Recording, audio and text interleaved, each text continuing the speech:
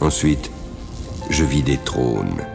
À ceux qui s'y assirent, il leur fut donné le pouvoir de juger.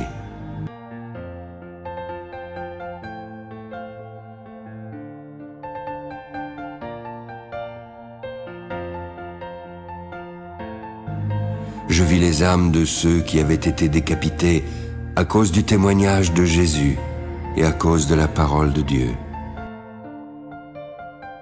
De ceux qui n'avaient pas adoré la bête ni son image et qui n'avaient pas reçu la marque sur leur front et sur leurs mains.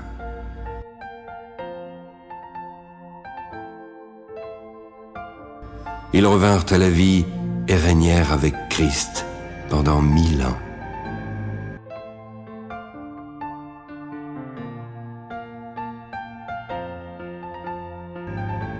Les autres morts ne revinrent point à la vie jusqu'à ce que les 1000 ans fussent accomplis.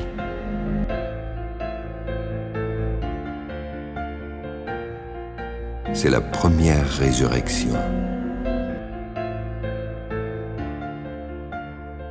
La seconde mort n'a aucun pouvoir sur eux.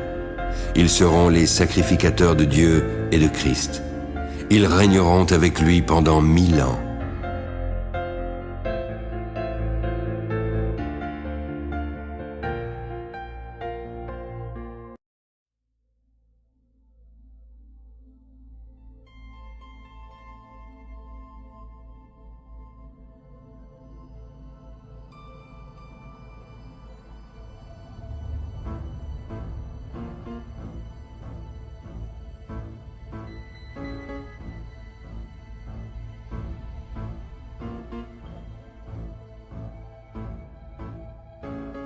Quand les 1000 ans seront accomplis, Satan sera relâché de sa prison.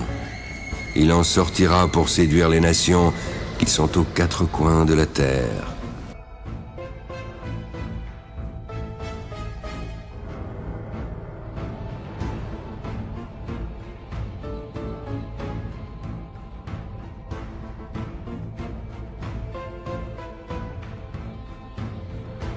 Gog et Magog, afin de les rassembler pour la guerre.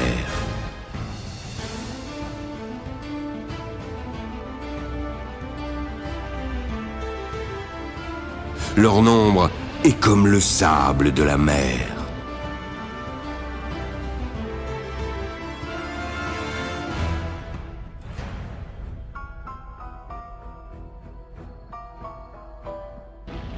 Ils montèrent sur la surface de la terre et investirent le camp des saints et la ville bien-aimée.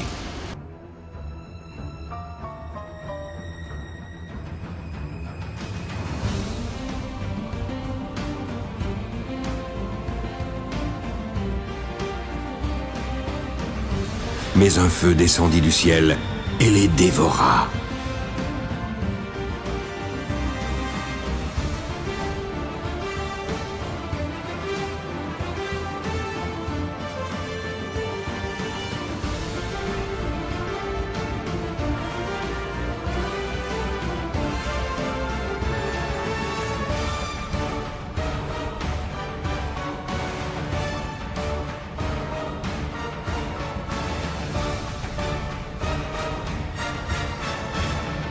Le diable, qui les séduisait, fut jeté dans l'étang de feu et de soufre, là où sont la bête et le faux prophète, et ils y seront tourmentés jour et nuit, au siècle des siècles.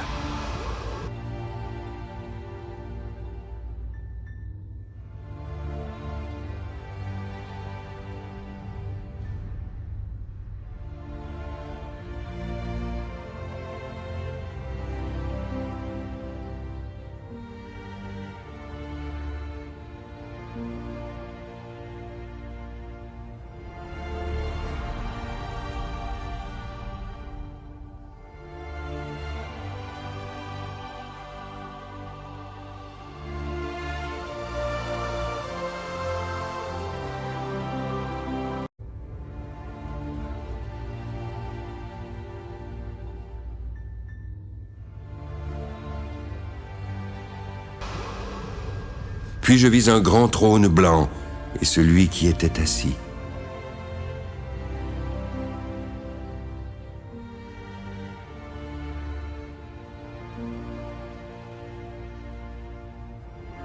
La terre et le ciel s'enfuirent devant sa face, et il ne fut plus trouvé de place pour eux.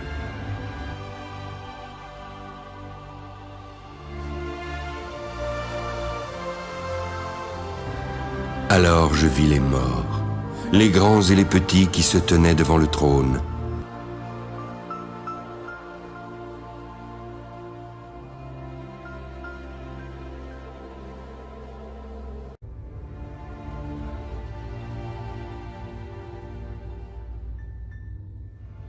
Des livres furent ouverts, puis un autre livre fut ouvert, celui qui est le livre de vie.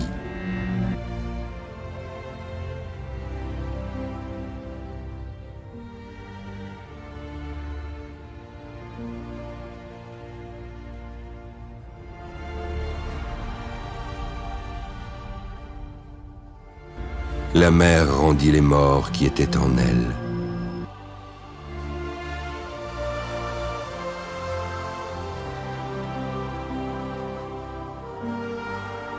La mort et le séjour des morts rendirent les morts qui étaient en eux.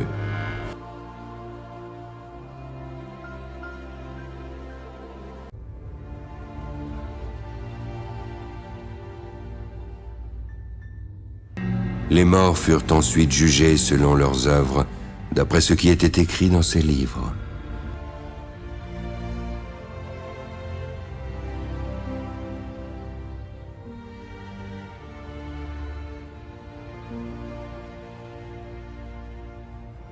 La mort et le séjour des morts furent jetés dans l'étang de feu.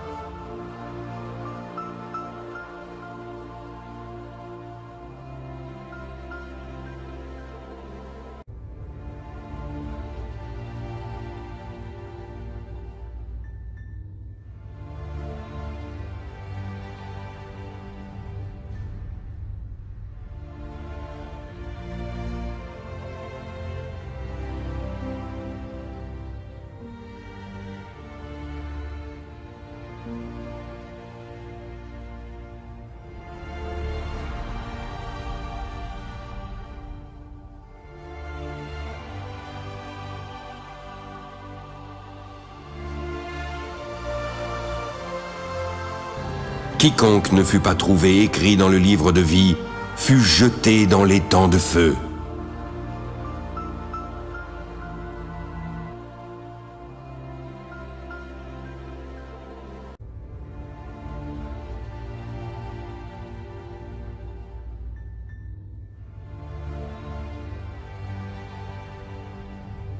Ces paroles sont certaines et véritables.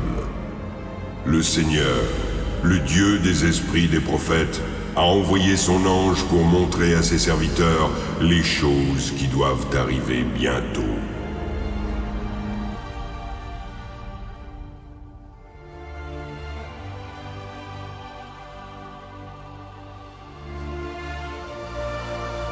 Il me transporta alors en esprit sur une grande et haute montagne. Il me montra la ville sainte, Jérusalem, qui descendait du ciel d'auprès de Dieu, ayant la gloire de Dieu. Son éclat était semblable à celui d'une pierre très précieuse, d'une pierre de jaspe transparente comme du cristal. Elle avait une grande et haute muraille. Elle avait 12 portes. Sur les portes, 12 anges et des noms écrits, ceux des 12 tribus des fils d'Israël. À l'Orient, 3 portes, au Nord, 3 portes, au Midi, 3 portes, et à l'Occident, 3 portes. La muraille de la ville avait 12 fondements. Sur chacun d'eux, les 12 noms des 12 apôtres de l'agneau. Celui qui me parlait avait pour mesure un roseau d'or, afin de mesurer la ville, ses portes et sa muraille. La ville avait la forme d'un carré, et sa longueur était égale à sa largeur. Il mesura la ville avec le roseau, et trouva 12 000 stades. La longueur, la largeur et la hauteur en étaient égales.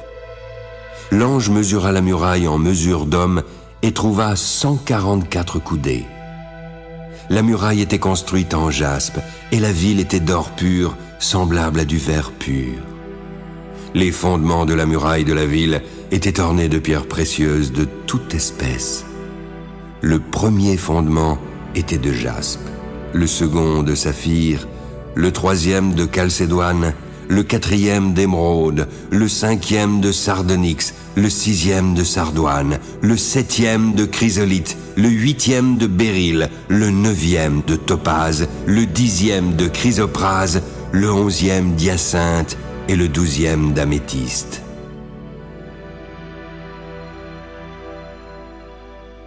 Les 12 portes étaient 12 perles. Chaque porte était d'une seule perle. La place de la ville était d'or pur, comme du verre transparent.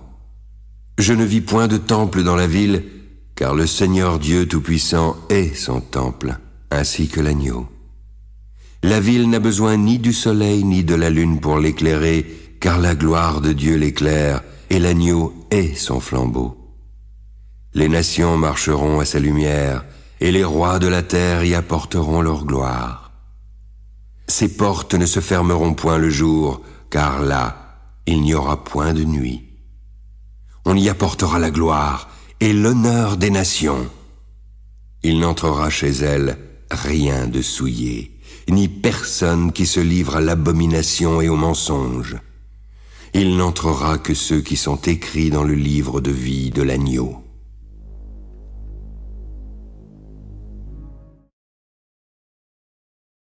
L'ange me montra ensuite un fleuve d'eau de la vie. Il était limpide comme du cristal et sortait du trône de Dieu et de l'agneau. Au milieu de la place de la ville, sur les 2 bords du fleuve, il y avait un arbre de vie. Il produisait 12 fois des fruits, rendant son fruit chaque mois, et ses feuilles servaient à la guérison des nations.